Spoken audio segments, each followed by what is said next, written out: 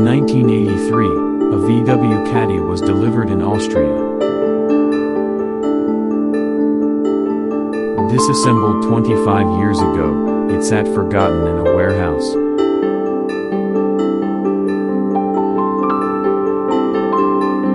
2021, the decision was made to restore it.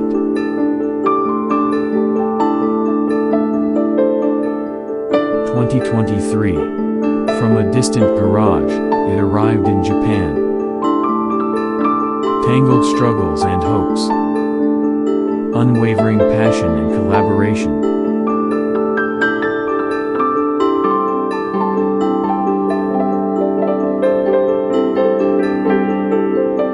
A brand new car from 42 years ago, debuts once again.